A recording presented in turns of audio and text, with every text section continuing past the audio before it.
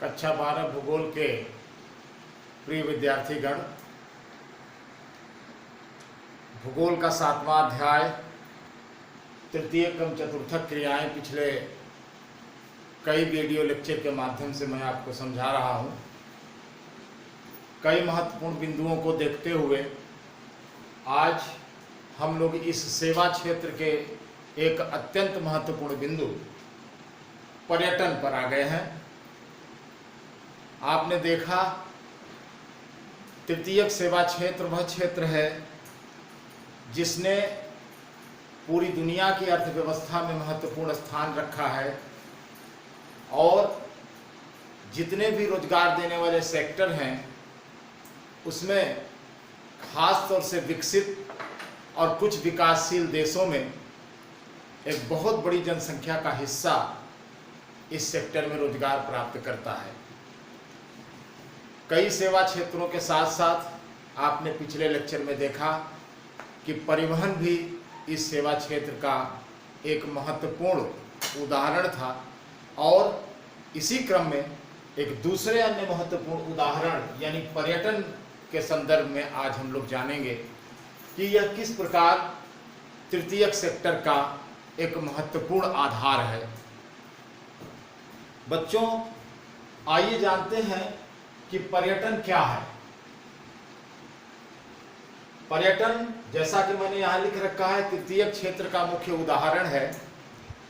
अगर हम ये जाने कि पर्यटन होता क्या है तो आप इसको इस तरह समझ लें कि जब कोई यात्रा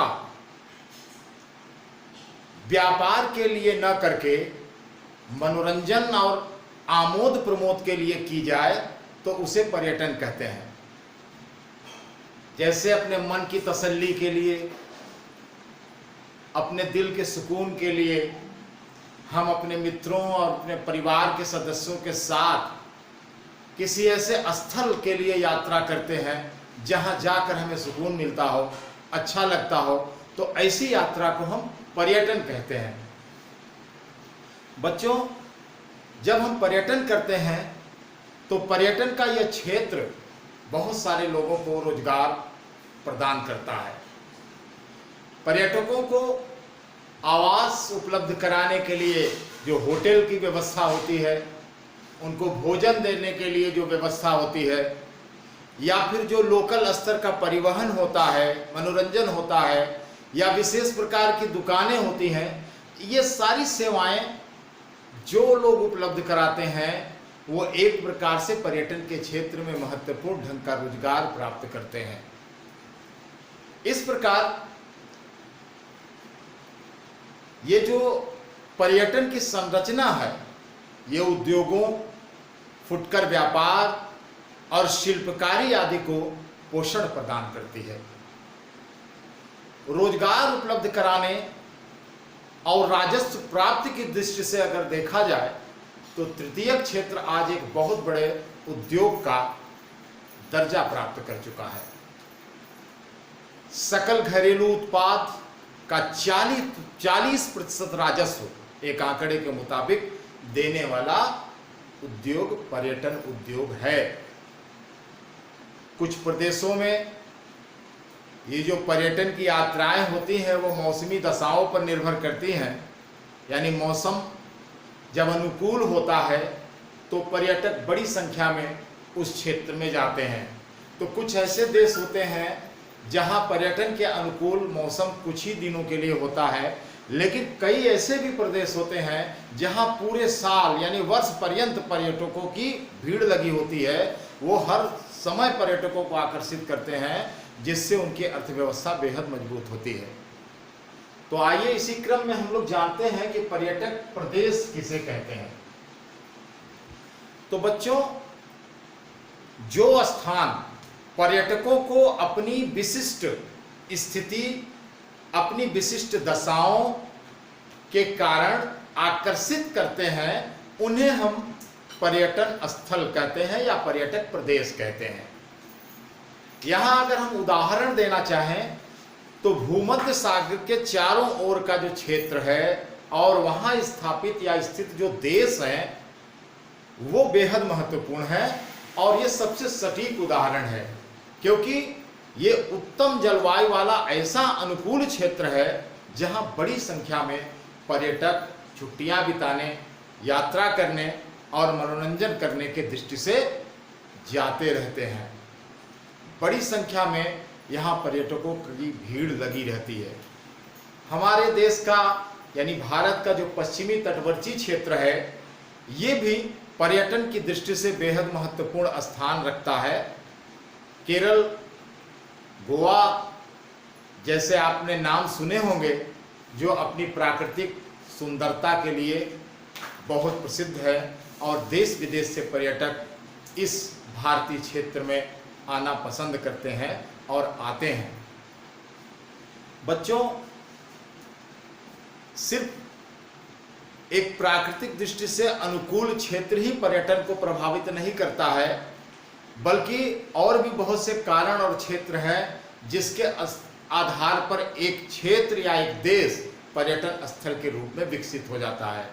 जैसे कुछ शीतकालीन खेल प्रदेश हैं जो विशेष रूप से पर्वतीय क्षेत्रों पर स्थित हैं। वहाँ शीतकाल में खेल प्रतियोगिताएं आयोजित होती हैं।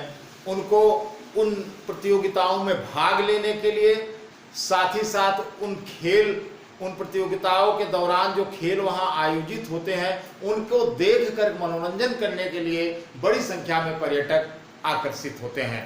इसके साथ ही साथ कई ऐसी दृष्टिभूमियाँ हैं, ऐसी दृष्टिभूमियाँ जो हमें सुकून प्रदान करती हैं। इनको देखने के लिए, इनका दर्शन करने के लिए बहुत सारे पर्यटक वहाँ जाया करते हैं। इसके साथ साथ कई राष्ट्रीय उद्यान हैं, चारों तरफ फैले हुए हैं।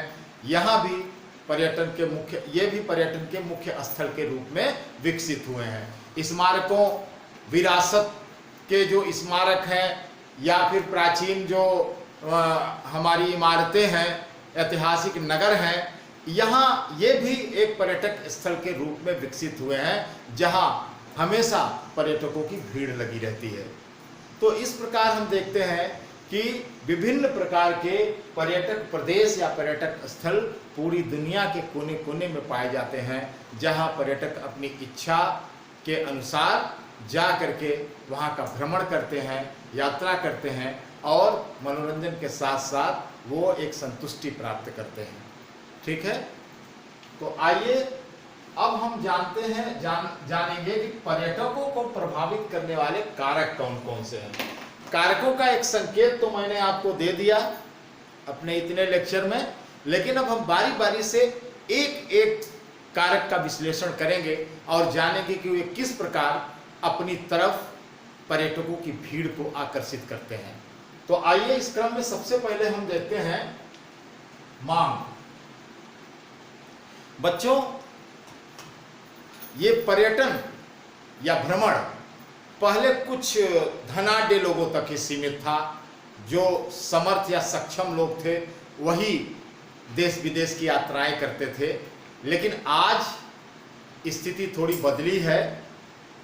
कुछ सालों में जीवन की गुणवत्ता में सुधार हुआ है, क्योंकि लोगों की आमदनी में वृद्धि हुई है, बचत में वृद्धि हुई है और अवकाश के साथ साथ उनके पास थोड़ा खाली समय भी रहने लगा है, जिससे खाली समय में विश्राम के लिए लोग छुट्टियों में पर्यटन पर जाना पसंद करते हैं। अवकाश की मांग भी इससे बढ़ती है और पर्यटन स्थल पर लोगों की भीड़ भी बढ़ती है। इस प्रकार हम देखते हैं कि मांग एक महत्वपूर्ण कारक है जो पर्यटकों को पर्यटन स्थल पर आने के लिए प्रेरित करता है। ठीक है, आइए देखते हैं दूसरा कारक, जिसे हम कहते हैं परिवहन। परिवहन प्रणाली जैसे जैसे विकसित हुई है, उनमें जैसे जैसे सुधार हुआ है, पर्यटक क्षेत्रों का आरंभ भी उसी क्रम में धीरे धीरे विकसित हुआ है। बेहतर सड़क प्रणाली ने पहाड़ों तक की यात्राएं सुगम की हैं। ऐसे बहुत से क्षेत्र थे जहां मनुष्य नहीं पहुंच पाता था, लेकिन आज अच्छी सड़कों ने वहां तक मनुष्य की पहुंच प्रदान कर दी है। अब लोग ऊंचे ऊंचे पहाड़ी पर्यटक स्थलों पर आसानी से सड़कों के माध्यम से, कारों के माध्यम से जाते हैं। इसके साथ ही साथ परिवहन के अन्य साधन भी पर्यटक स्थलों के विकास के लिए महत्वपूर्ण भूमिका निभा चुके हैं, निभा रहे हैं। और इनमें सबसे महत्वपूर्ण है वायु परिवहन। आप जानते हैं वायु परिवहन एक बेहद द्रुत और तीव्र गति से चलने वाला ऐसा परिवहन का साधन है जिससे बहुत जल्द, थोड़े से समय में मनुष्य अपने घर से विदेश तक पहुंच जाता है। तो इस प्रकार हम देखते हैं कि परिवहन के साधनों ने भी परिवहन स्थलों के विकास और पर्यटन उद्योग को महत्वपूर्ण कारक के रूप में प्रभावित करते हैं। ठीक है, आइए अब देखते हैं अगले कारक को, जलवायविक दशा यानी जलवायु। ठंडे प्रदेश के लोग जो कड़ाके की सर्दी बर्दाश्त नहीं कर पाते और इस कठोर सर्दी से बचने के लिए वो ऐसे ठंडे और धूपदार प्रदेशों में जाने की कोशिश करते हैं जो अपेक्षाकृत कम ठंडे होते हैं। यही कारण है कि उत्तरी यूरोप के अति शीत प्रधान क्षेत्रों में रहने वाले यूरोपीय लोग भूमध्य सागरीय क्षेत्रों में जब कड़ाके की सर्दी उत्तरी यूरोप में पड़ती है तो ये लोग भूमध्य सागरीय क्षेत्रों में पर्यटन करने के लिए चले आते हैं, क्योंकि यह क्षेत्र अपेक्षाकृत कम ठंडा रहता है। इसी प्रकार भारत, चीन और पूर्वी एशिया के बहुत सारे लोग जो यहाँ की भीषण गर्मी से परेशान होते हैं, अगर वो सक्षम होते हैं तो बड़ी संख्या में इन यूरोपीय कम ठंडे देशों में जाते हैं पर्यटन की दृष्टि से, जो कि इन्हें एक ऐसी अच्छी जलवायु प्रदान करते हैं जहां पर ये अपने कुछ समय को व्यतीत करते हैं और आमोद प्रमोद में भी इनका समय व्यतीत होता है। तो इस प्रकार हम देखते हैं कि जलवायु दशा भी पर्यटन के क्षेत्र में महत्वपूर्ण एक भूमिका निभाता है, एक महत्वपूर्ण कारक है। अगले क्रम में हम देखते हैं भूदृश्य। विशेष रूप से प्राकृतिक भूदृश्य जो प्रकृति ने हमें, नेचर ने हमें प्रदान किया है, वो दुनिया में चारों तरफ हर देश में फैले हुए हैं। हर देश में कई ऐसे पर्वत हैं, झीलें हैं, मनोहारी झरने हैं, दर्शनीय समुद्र तट हैं, खूबसूरत जंगल हैं। प्रकृति से सीधा जुड़ाव रखने वाले लोग ऐसे क्षेत्रों की यात्राएं पसंद करते हैं। तो इस प्रकार हम देखते हैं कि भूदृश्य जो प्राकृतिक रूप से नेचर ने हमें दिया है और विभिन्न देशों में वो फैले हुए हैं, वो भी एक बहुत महत्वपूर्ण भूमिका निभाते हैं पर्यटन उद्योग को बढ़ावा देने में। ठीक है, अब आइए हम देखते हैं इतिहास और कला। इतिहास और कला किस प्रकार पर्यटन उद्योग को बढ़ावा देते हैं, आइए जानते हैं। बहुत सारे प्राचीन ऐतिहासिक नगर हैं, पुरातात्विक स्थल हैं, स्थापत्य कला के अजूबे हैं, किले हैं, राजमहल हैं, गिरजा मंदिर इत्यादि। ये बहुत दुनिया के अलग अलग देशों में अलग अलग संस्कृतियों से संबद्ध इस तरह के पूरा अवशेष पूरी दुनिया में बिखरे पड़े हैं। और तमाम ऐसे लोग हैं जो इस प्रकार के पुरातात्विक अवशेषों से प्रेरित होते हैं, उनका दर्शन करना चाहते हैं, उन्हें देखना चाहते हैं। आपने प्राचीन रोम का नाम सुना है। दिल्ली प्राचीन समय से ऐतिहासिक राजधानी के रूप में स्थापित है और कई ऐसे ऐतिहासिक इमारतें वहाँ स्थित हैं जिसे लोग देखना चाहते हैं। आगरा का ताजमहल विश्व प्रसिद्ध है। मिस्र के पिरामिड के बारे में आपने सुना ही होगा। ये ऐसे स्थल हैं जो अपनी ऐतिहासिक धरोहर के लिए बेहद महत्वपूर्ण हैं और बड़ी संख्या में दुनिया के कोने कोने से लोग ऐसे देशों में और ऐसे नगरों में जाकर के इनका अवलोकन करना चाहते हैं। तो इस प्रकार इतिहास और कला ये भी बड़े पैमाने पर पर्यटन उद्योग को प्रभावित करते हैं। और अब हम देखेंगे संस्कृति एवं अर्थव्यवस्था। बहुत से लोग एक दूसरे की संस्कृति और रीति रिवाज से बेहद प्रभावित होते हैं। वो वहां जाकर, उनसे मिलकर उनकी संस्कृतियों को और नजदीक से देखना चाहते हैं। इस दृष्टिकोण से भी बहुत सारे लोग ऐसी जनजाति समूहों में, ऐसे रीति रिवाज वाले देशों में जाना चाहते हैं और जा करके नज़दीक से इन संस्कृतियों का अवलोकन भी करना चाहते हैं। इससे भी पर्यटन उद्योग को बढ़ावा मिलता है। साथ ही साथ जब वो जाते हैं ऐसे स्थानों पर तो कहीं कहीं उनका वहाँ के स्थानीय लोगों से बड़ा आत्मीय संबंध भी होता है। इस संबंध से प्रभावित होकर के तमाम लोग बार बार वहाँ जाना चाहते हैं। उदाहरण मैं आप देना चाहता हूँ गोवा का, जहाँ पेइंग गेस्ट रखे जाते हैं। बिल्कुल घर के सदस्य की तरह लोग अपने घरों में ही पेमेंट लेते हैं और परिवार के सदस्यों की तरह विदेशी या देसी मेहमानों का स्वागत करते हैं, उन्हें बिल्कुल दिल से लगा कर रखते हैं, जिससे ये लोग बहुत प्रभावित होते हैं। इसी प्रकार जिसको हम गोवा में हेरिटेज होम के नाम से जानते हैं, कर्नाटक में इसे मेडिकेरे और कुर्ग नाम से जाना जाता है। वहाँ भी लोग अपने मेहमानों को इसी तरह घर में पेइंग गेस्ट को रूप में रखते हैं। तो इन सारे कारकों से हम देखते हैं कि पर्यटन उद्योग को बेहद बढ़ावा मिलता है। इसी पर्यटन उद्योग से संबंधित एक और अभी बिंदु बच रहा है, जिसे मैं अभी आपको समझाता हूं।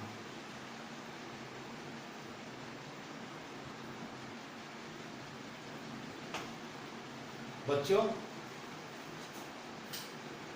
पर्यटन उद्योग के क्रम में अगला बिंदु है चिकित्सा पर्यटन।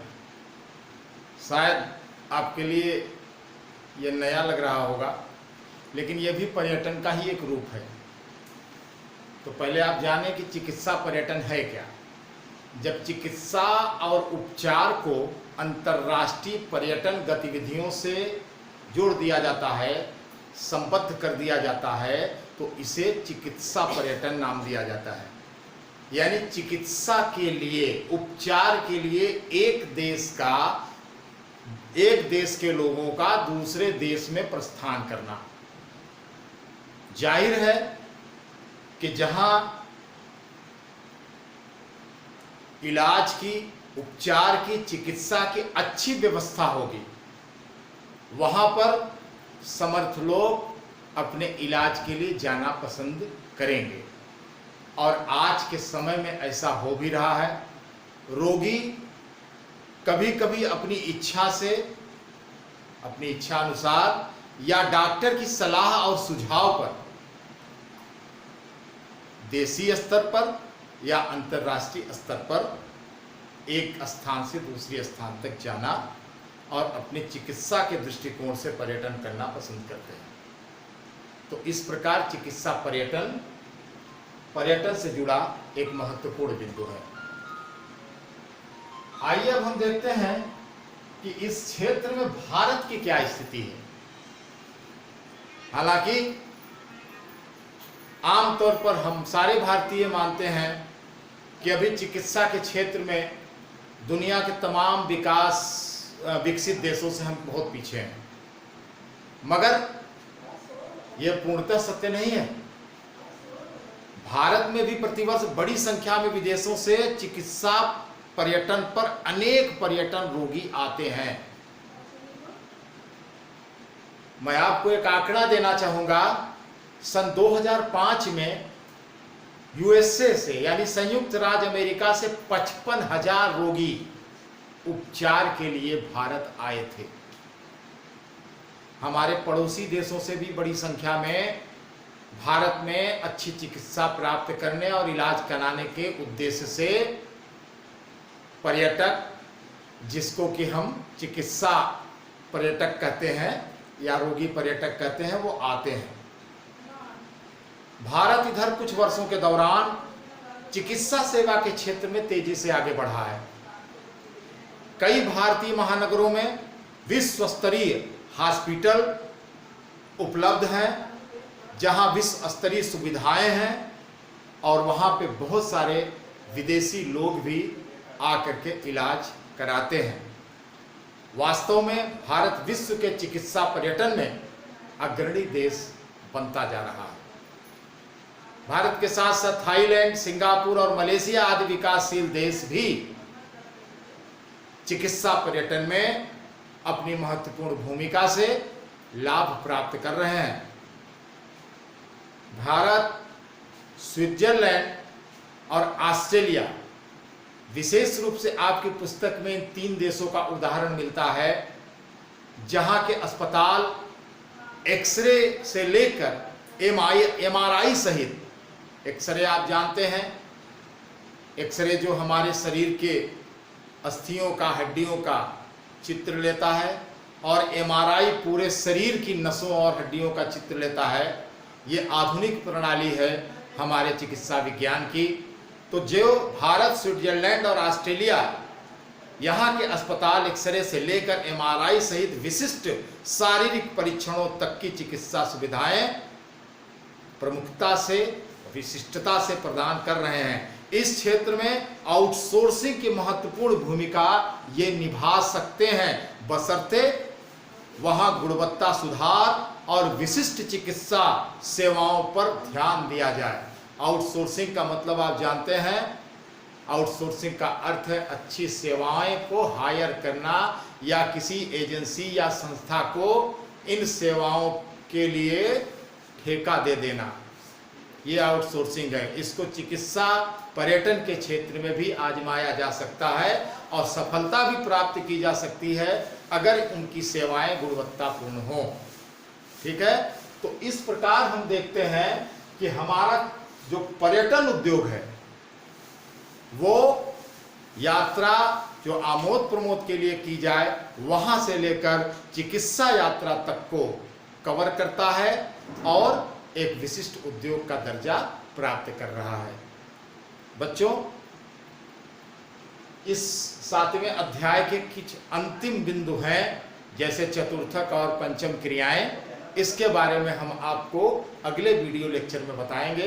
तो आज का लेक्चर हम यहीं समाप्त करते हैं।